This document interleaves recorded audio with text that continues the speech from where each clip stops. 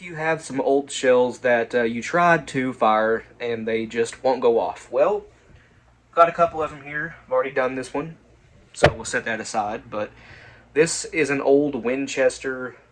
Actually, it might be Western. Yeah, it's Winchester.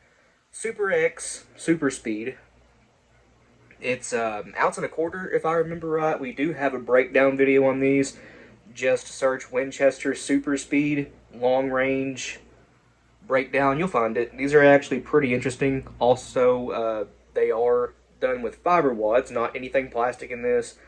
There's no buffer. It is just nitro cards, a sort of like a waxed hard card you find from, well, multiple places today. I'll show you one.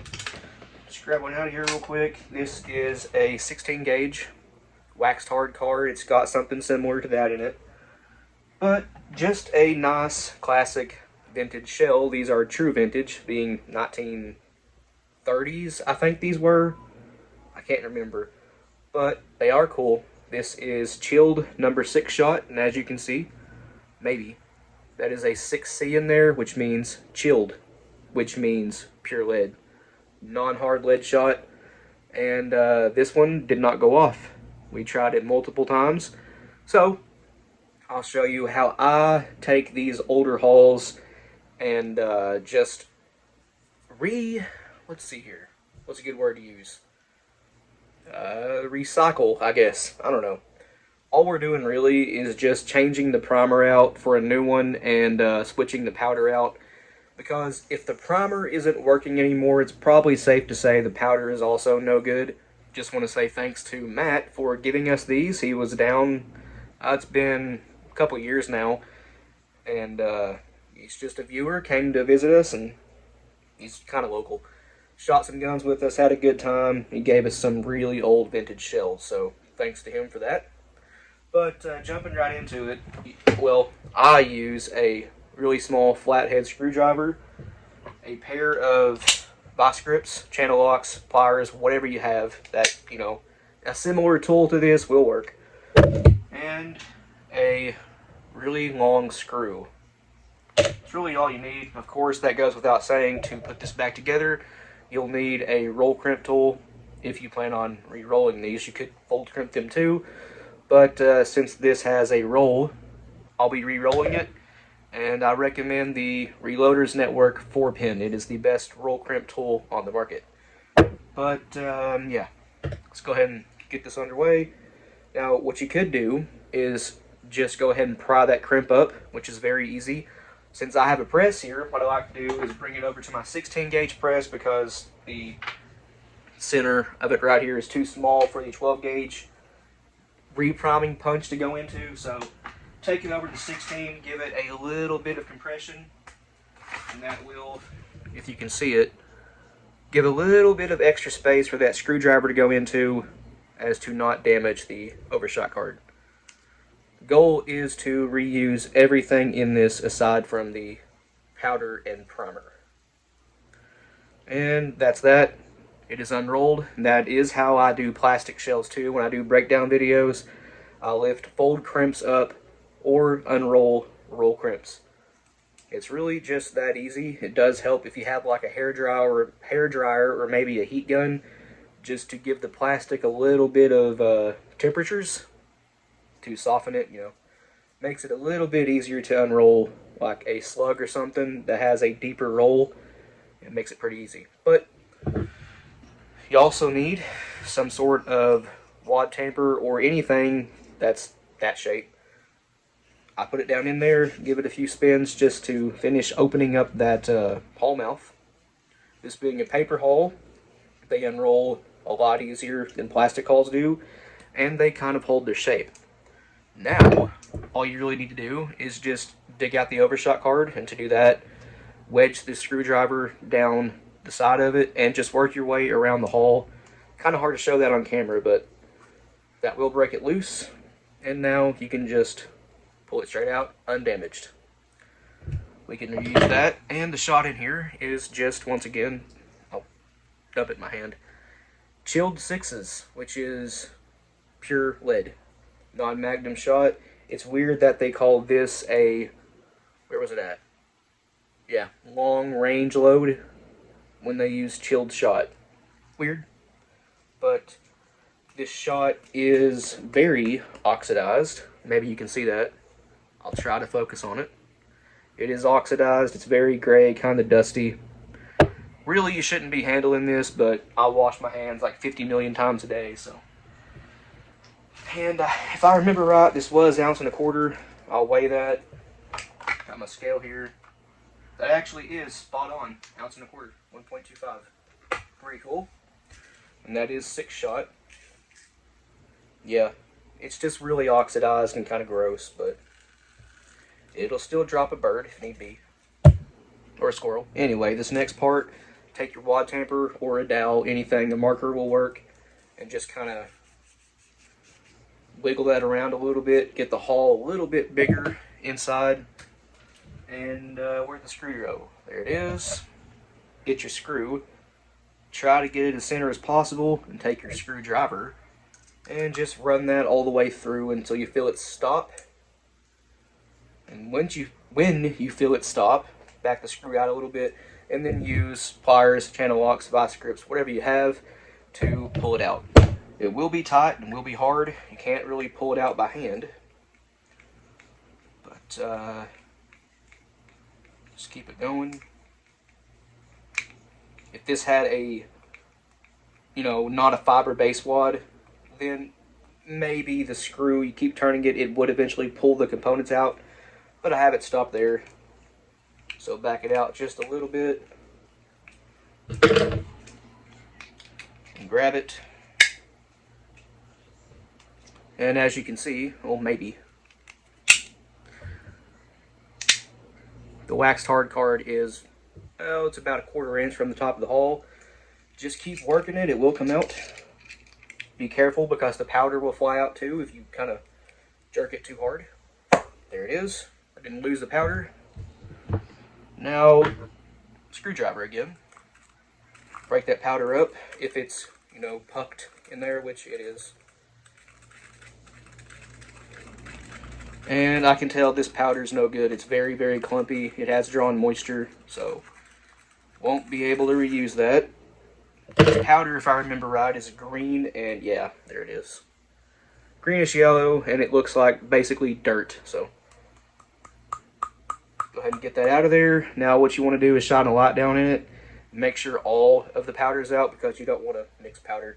But I will just be throwing this away, so let me find something to actually put this in. 1 second. I'm using this LED light I have over here to check down inside the hole, and there is still some powder in it. Get that back up here. So, yeah, just run your finger down inside the hole and get all that extra powder out. And this one should be pretty much ready to knock the primer out of and reassemble. Alright, I do have all the powder out of it, so take it over to the press. I'm going to push that primer out just a little bit and then pull it the rest of the way out with these because I want to show the primer real quick. This is not a 57 primer or any of the older, smaller shotgun primers. It is just a standard 209, but sadly, it is a dud. Going back in it is just a Shadot primer. I'm not going to give you guys any info about the components I'm putting back in this because that's not really important here. You can put whatever you want back in it, but I'm just reusing the chilled 6s and all of the components that came out of this, but with new powder and primer. New powder is in it. Pull the components off the screw. I'll get you guys a look at those whenever I get them off. But it is just 2 nitro cards and some sort of compressed fiber material. It smells like some sort of petroleum product. It's probably because it's waxed. They don't stink, but they don't smell good either. But these nitro cards now have holes in them, so what you want to do is put one in, and wherever the hole is, take the other one and kind of like that. Don't get the holes lined up is what I'm trying to say, because that will prevent, gas pressure from going up inside that and blowing everything out. ruining your pattern potentially. But let's get these back in here. Wad tamper. Thanks, Gary.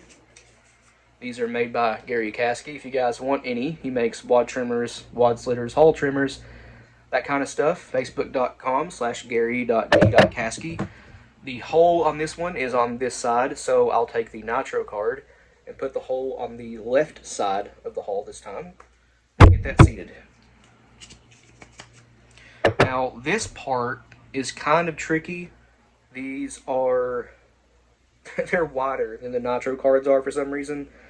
And might have to take the wad tamper here and bell that hole mouth out a little bit for better fit. And that looks like it's got it right there. No, it still needs more. Alright, anyways, I got it. It is now back inside there. Yeah, you can't see it at all. But this is kind of belled out now a little bit up front. So all you got to do is, well, I'll roll it against the dresser right here so you guys can see it better. And that will flatten it back out. No longer belled. Yeah, maybe it's still slightly belled. That's fine. Go ahead and drop our shot back in here. Right to the top where it needs to be. Overshot card. These are not symmetrical. This side just has markings from the shot, and this is the side with the 6C. So they're not double stamped or anything like that, which would be cool. Maybe not though, because then the shot would show up on the top of the overshot card. But pretty much ready just to re-roll this. You can add some beeswax, which I might do, to re-wax the end of that to make it look a little bit prettier. Because usually whenever you re-roll these, they are discolored on top and a little bit frayed, but that's okay. Pretty much ready just to close it up. Here's the end result. It is sealed up very well, but it is kind of ugly. You can see the top of it right here. Got a little bit of waviness to it. That happens. It is an old paper hull. I really should have re-waxed it, and that would have helped with that, but it'll still go just fine. And once you fire this, then you can re-wax it and re-roll them. They'll look just fine, but it could be worse. I just hit it with a Got BN2 as well to give it some taper. But here's one I did with a fold crimp, also with the BN2 to finish. And that is a 6-point crimp, but it looks horrible because, once again, the top of the hull gets very ragged whenever you unroll them and try to reassemble them without any wax. It is what it is, but again, once you shoot this, you can pretty much re-wax it and it'll be kind of good as new again. I do want to mention though that if you plan on, reusing these, it's probably best to go with a low pressure recipe if you want the brass to survive, because this brass is now very old. It's paper thin and brittle. Higher pressure recipes can crack the brass, which doesn't hurt anything. They're still safe and everything like that, but if you want to keep using the hull, it's best to go with a lower pressure recipe. I always like showing this. Yes, these are both 2 3/4 inch. The one that has the roll is actually significantly taller than the one with the fold, even though they're both 2 3/4 inch. They're the same hull, same box it probably came out of, but different heights because of the roll crimp on one of them. So anyways, I was making this video because one of my Patreon followers asked how we unroll our shells that have roll crimps or fold crimps. That's how I do it, guys, and because I wanted to reuse these older hulls, which are pretty cool. I do like vintage shells, and paper hulls are just awesome. I have some in 20 gauge and 12 gauge brand new primed paper hulls from Shadot that I like to use from time to time. And I even have some vintage Western paper 16 gauge hulls. Actually, Josh has them. He has a box of about 400 of them. These, even with black powder, when you shoot these, the brass tends to split. There's really no way around that. It's 50-50, but they're still really cool old hulls. This one is already primed, ready to go.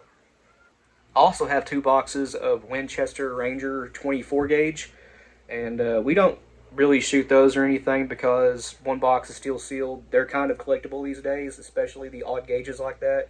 They're really hard to find, but one box is open. and we have fired a few out of it. We actually did a video on them if you guys want to go check that out. Some of them still fire. We only tested, I think, 5, and 3 or 4 of them fired. One of them didn't. But I reassembled those and put them back in the box. That was a pretty fun video. We patterned them and shot a couple at clays. But anyways, guys, this has been a fun video. Please like and subscribe. We always appreciate that. If you have any questions or comments, leave them down in the comment section below, and we'll get back to you.